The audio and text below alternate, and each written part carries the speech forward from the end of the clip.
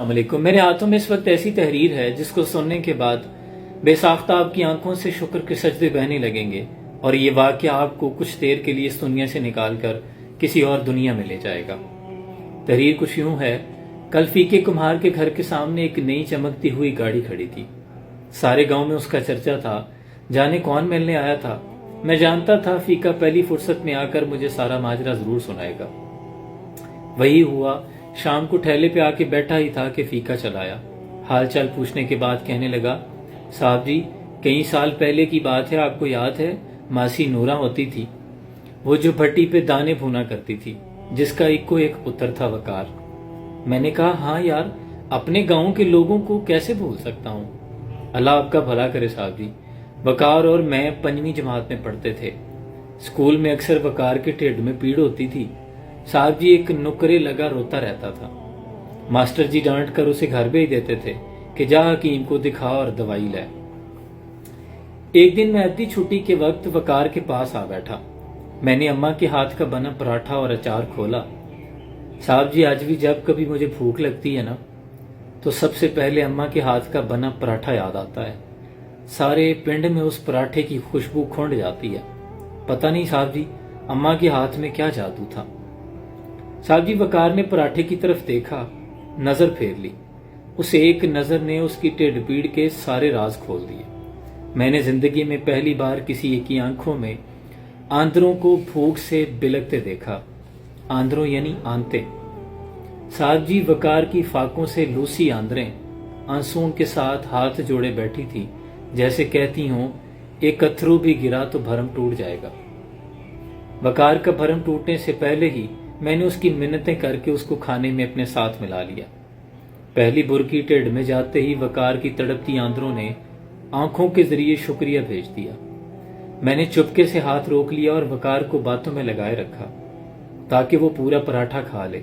اس نے پورا پراٹھا کھا لیا۔ پھر اکثر ایسا ہونے لگا، میں کسی نہ کسی بہانے وقار کو کھانے میں اپنے ساتھ بٹھا لیتا۔ وقار کی بھوکی آندروں کے سامنے میرے پراٹھے کی پکی یاری ہو گئی، اور میری وقار کے ساتھ خورے کس کی یاری زیادہ پکی تھی۔ میں اسکول سے گھر آتے ہی بھوک بھوک کی کھپ مچا دیتا۔ ایک دن اماں نے پوچھ ہی لیا، پتر تجھے 7 پراٹھا بنا کے دیتی ہوں، کھاتا بھی ہے کہ نہیں؟ اتنی بھوک کیوں لگ جاتی ہے تجھے؟ میرے ہاتھ پیر پھول جاتے ہیں، تو آتے ہی بھوک بھوک کی کھپ ڈال دیتا ہے جیسے صدیوں کا بھوکا ہو۔ میں کہاں کچھ بتانے والا تھا صاحب جی، پر اماں نے اگلوا کے دم لیا۔ ساری بات بتائی۔ اماں تو سن کے بلک ہی پڑی، کہنے لگی کل سے 2 پراٹھے بنا کے دیا کروں گی۔ میں نے کہا اماں پراٹھے 2 ہوئے تو وقار کا بھرم ٹوٹ جائے گا، میں تو گھر آ کر کھا ہی لیتا ہوں۔ صاحب جی اس دن سے اماں نے پراٹھے کے وال بڑھا دیے اور مکھن کی مقدار بھی۔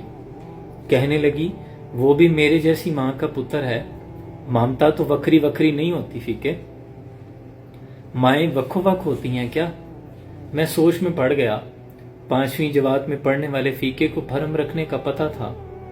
بھرم جو ذات کا مان ہوتا ہے، اگر ایک بار بھرم ٹوٹ جائے تو بندہ بھی ٹوٹ جاتا ہے۔ ساری زندگی اپنی ہی کرشیاں اکٹھے کرنے میں گزر جاتی ہیں اور بندہ پھر کبھی نہیں جڑ پاتا۔ فیقے کو 5ویں جماعت سے ہی بھرم رکھنے آتے تھے، اس سے آگے تو وہ پڑھ ہی نہیں سکا تھا، اور میں پڑھا لکھا اعلیٰ تعلیم یافتہ، مجھے کسی سکول نے بھرم رکھنا سکھایا ہی نہیں تھا۔ صاحب جی اس کے بعد اماں بہانے بہانے سے وقار کے گھر جانے لگی۔ دیکھ نورا ساگ بنایا ہے، چکھ کر بتا بھلا کیسا بنا ہے۔ وقار کی اماں کو پتہ بھی نہ چلتا اور ان کا ایک ڈنگ ٹپ جاتا تھا۔ صاحب جی وقار کو پڑھنے کا بہت شوق تھا۔ پھر اماں نے مامے سے کہہ کر ماسی نورا کو شہر میں کسی کے گھر کام پر لگوا دیا۔ تنخواہ وقار کی پڑھائی اور 2 وقت کی روٹی طے ہوئی۔ اماں کی زندگی تک ماسی نورا سے رابطہ رہا، لیکن اماں کے چلے جانے کے بعد چند ماہ بعد ہی ماسی بھی گزر گئی۔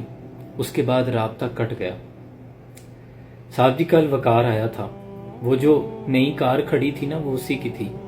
ولایت میں رہتا ہے، واپس آتے ہی مجھے ملنے چلا آیا۔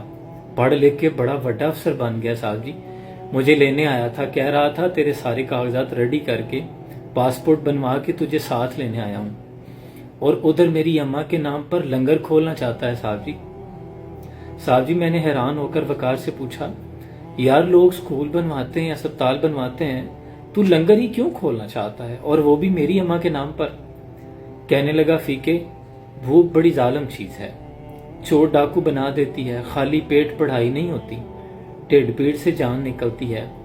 और तेरे से ज्यादा इस बात को कौन जानता है फीके, सारे आंखें पढ़ने वाले नहीं होते और ना ही तेरे वर्गे भरम रखने वाले। फिर कहने लगा, यार फीके तुझे एक बात बताऊं, झलिया में सब जानता था। चंद दिनों के बाद जब पराठे के वाल बढ़ गए थे और मक्खन भी, आधा पराठा खाकर ही मेरा पेट भर जाता था। अम्मा को हम दोनों में से किसी का भी भूखा रहना मंजूर नहीं था फीके। बकार फूट फूट कर रो रहा था। अम्मा यहां भी बाजी ले गई साहब जी, और मैं भी इसी सोच में डूब गया कि लूसती आंदरों पर पराठे की यारी ज्यादा पक्की थी, फीके और वकार की यारी से भी ज्यादा। फर्म की बुनियाद पर कायम होने वाले रिश्ते कभी टूटा नहीं करते।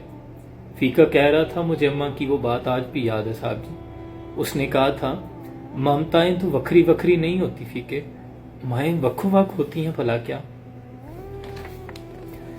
याद रखें, भरम ही है जिनसे रिश्ते और दोस्तियां कायम रहती हैं।